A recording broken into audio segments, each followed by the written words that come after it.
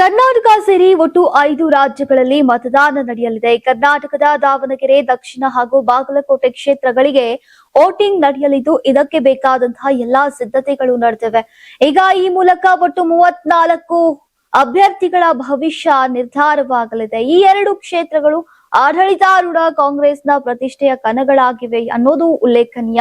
ಆದರೆ ಈ ಬಾರಿ ಬಿಜೆಪಿ ಕೂಡ ಗೆಲುವಿನ ಬರದಲ್ಲಿ ಸಿದ್ಧತೆಯನ್ನ ನಡೆಸಿದೆ. ಈಗ ನೀವು ಸಣ್ಣ ಆಗ್ಬೇಕಲ್ವಾ, ಅದು ಒಂದು ಉತ್ತಮ ಆಹಾರದಿಂದ ಸಣ್ಣ ಆಗ್ಬೇಕಲ್ವಾ. ಪ್ರತಿದಿನ ನಮ್ಮ ಜೀನಿ ಸ್ಲಿಮ್ ನ ಯೂಸ್ ಮಾಡಿ ಯಾವುದೇ ಸೈಡ್ ಎಫೆಕ್ಟ್ ಇಲ್ದಂಗೆ ನೀವು ಸಣ್ಣ ಆಗ್ತೀರಾ.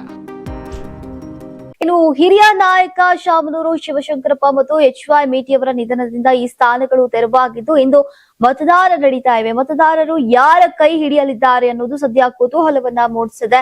ದಾವಣಗೆರೆ ದಕ್ಷಿಣ ಕ್ಷೇತ್ರದಲ್ಲಿ ಕಾಂಗ್ರೆಸ್ನಿಂದ ಸಮರ್ಥ ಶಾಮನೂರು, ಮಲ್ಲಿಕಾರ್ಜುನ್ ಮತ್ತು ಬಿಜೆಪಿಯಿಂದ ಶ್ರೀನಿವಾಸ್ ಟಿ ದಾಸಕರಿಯಪ್ಪ ಅವರು ಸೇರಿದಂತೆ ಒಟ್ಟು 14 ಅಭ್ಯರ್ಥಿಗಳು ಕಣದಲ್ಲಿದ್ರೆ, ಅತ್ತ ಬಾಗಲಕೋಟೆಯಲ್ಲಿ ಕ್ಷೇತ್ರದಲ್ಲಿ ಕಾಂಗ್ರೆಸ್ನ ಉಮೇಶ್ ಮೇಟಿ ಮತ್ತು ಬಿಜೆಪಿಯ ವೀರಣ್ಣ ಚರಂತಿಮಠ್ ಸೇರಿದಂತೆ ಒಟ್ಟು 20 ಅಭ್ಯರ್ಥಿಗಳ ಅದೃಷ್ಟ ಪರೀಕ್ಷೆ ನಡೀತಾ ಇದೆ.